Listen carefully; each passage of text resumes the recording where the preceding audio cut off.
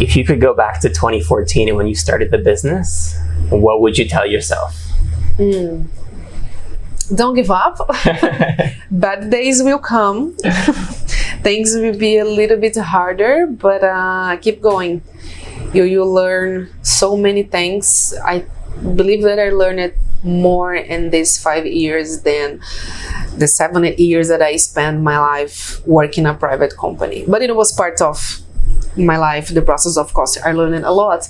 But these 5 years, I learned so many things. And I tell to myself, be confident with the decisions that you are doing. Try to learn as much as you can. And try to be happy during the days. So don't give up. Yeah, don't give up. Be confident in yourself. Be confident. And be happy with what you're doing. Exactly.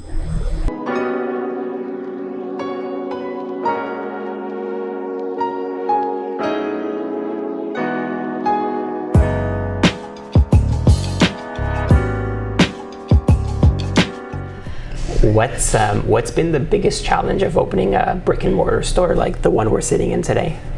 Cash flow. Okay. In what sense? Because there are so much more volume. Okay. To deal, and so much more products, and you need to really be careful for all the money that's going out, because technically as a retail store, you don't know how much money you come in through the direct customers. So this is something that now I need to be much more precise with the cash flow that we are dealing. But there are so many factors, like find good people to work for you, customers. You deal with different types of customers that sometimes is super happy, sometimes is not so happy. Right. So you need to train very well your team members to represent you. So technically this is our house. Right. And we are always receiving people in our home. So how we will treat them very well, how they also want to treat. So of course, to build the flagship store, we built our wholesale clients first, because it was the way that we found to support the business, but now we face them directly. So we are always keep learning from them. Right. So it's every day it's a lesson for us over here. So the administrative very well, the cash flow, it's really important. Find good people to be together with you, beside with you, to face, to represent you with the clients. And it's pretty much it. When you talk about cash flow, are you saying that because you now have a store and you have all these products displayed, you have to invest money up front that is tied up until someone comes and purchases it from you, and that's the difference? So you have to put more money forward. Yes, exactly. As opposed to before, when you were only on the internet.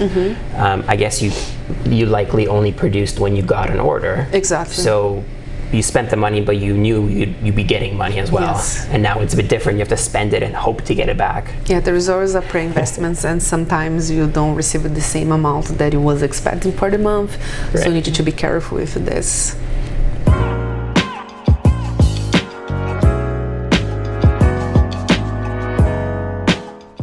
What activities do you have to delegate in your role? Now I'm in the transition to delegate everything that I'm doing. It's like here in the store physically? In the store, yeah, physically, as a recipes, a method, as the knowledge about the chocolate. I'm really comfortable with this, always looking for good people that I can trust. Yeah. So this is the most important thing that right now we are doing. Is that difficult for you, like to delegate and to give other people responsibilities that you were previously taking care of yourself? I think it's always difficult, because we are sharing technically your secrets. Right. But I believe that is the way that you grow. You have to relinquish some control. Exactly. To do other things that it's important for you. I'm be always around here, but I think it's important for someone also learning new things. And if you trust in this person, if in the future this person wants to leave, that of course I believe that's part of the natural process in life. Yeah. You are at least in doing your side, in sharing them. Exactly.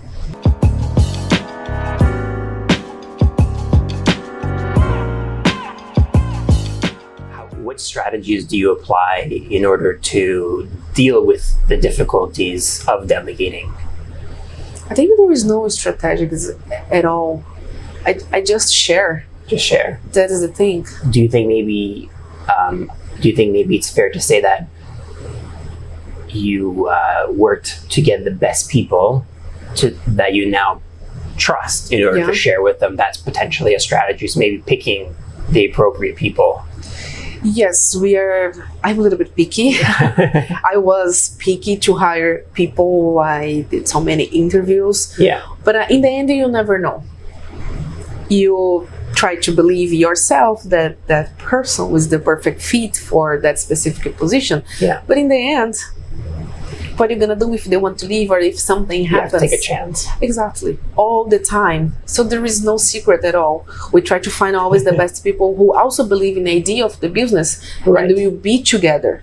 Not just to work for money, but because they also believe in that idea and because they will be proud to come here every day and be part of the team. Right. Not employees. I also don't like to say, oh, my employees. It's my team members. It's our family that are here every day. I am with them more than with my husband, who is always outside doing stuff. So you need to believe in them. So that's why we are always looking for good people to work with us together, and we are more than happy to share what we are doing. So pick the best people. Yeah. Pick the people that you were going to work with well and are here to learn and to be part of what you're doing. Yes.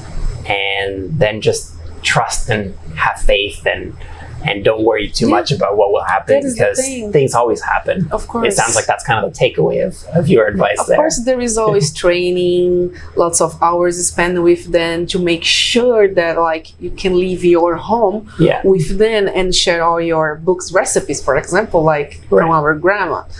And but there is always a risk. There's always a chance. So what are you gonna do? Yeah.